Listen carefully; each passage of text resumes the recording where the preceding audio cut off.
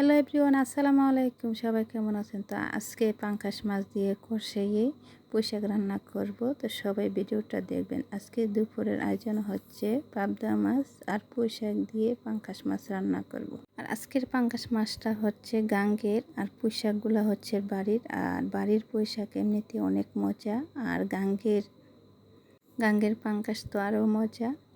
তো সব মিলিয়ে আজকে দুপুরের আয়োজন। তো সবাই ভিডিওটা দেখবেন, না দেখলে মিস করবেন। তো এখন আমি পুঁইশাক রান্না করব পাঙ্গাস মাছ দিয়ে। তো এখন আমি পরিমাণ মতো পেঁয়াজের মাধ্যমে মরিচ, লবণ, ধনিয়া যা যা এক এক করে সব মশলা দিয়ে দেব।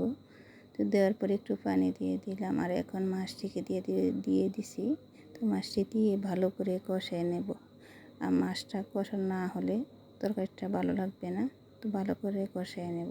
দেখেন তরকারিটা অনেক সুন্দর কালার আছে। তো আমার মাছটা কষানো প্রায় শেষ। এখন আমি সুন্দর করে পুঁইশাকগুলো দিয়ে দেব। মাছটা যাতে না লাগে একবার ভালো করে লাড়ে নিতেছি। তো এখন পুঁইশাকগুলো দিয়ে দিতেছি। তো সবগুলো পুঁইশাক দিয়ে ভালো করে আমি প্রথম নাড়া দিব না, ডেকে দেব। ঢাকানোতে দিয়ে 2 মিনিট জাল দেওয়ার পরে এখন আমি ভালো করে পুঁইশাকটিকে মিক্স করে দেব। তো এখন আমি ভালো করে মিক্স করে মাছটির সাথে পুঁইশাকটিকে ভালো করে মিক্স করে নেব। আর পুঁইশাকটা দেখেন বাড়ির পুঁইশাক, এই জন্য মিক্স খেয়ে গেছে। আর যদি বাড়ির না হতো তাহলে কালারটা এরকম আসতো না, কালো হয়ে যেত। অনেক পুঁইশাক আছে এরকম কালার থাকে না, কালো হয়ে যায় রান্না করার পরে, কারণ ওইগুলো থাকে সারের, এই জন্য। আর বাড়ির পুঁইশাক তো এই জন্য সার দেওয়া নাই, এই জন্য কালারটা অনেক সুন্দর আসছে।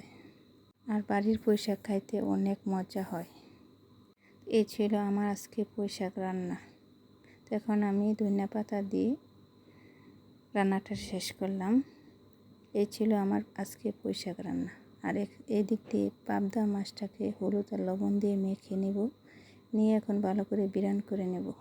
আর এই পাবদা মাছটাকে দুইভাবে রান্না করা যায়।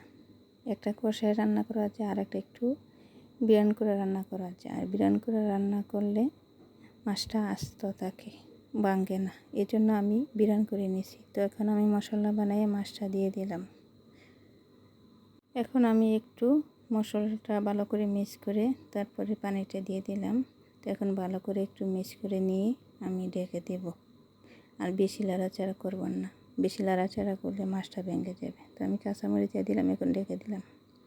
ঢেকা দেওয়ার পরে এখন এই যে আস্ত করে আমি মাছটাকে লাড়া দিয়ে দিতেছি, যাতে মশলাটা ভালো করে মাছের ভিতরে ঢুকে।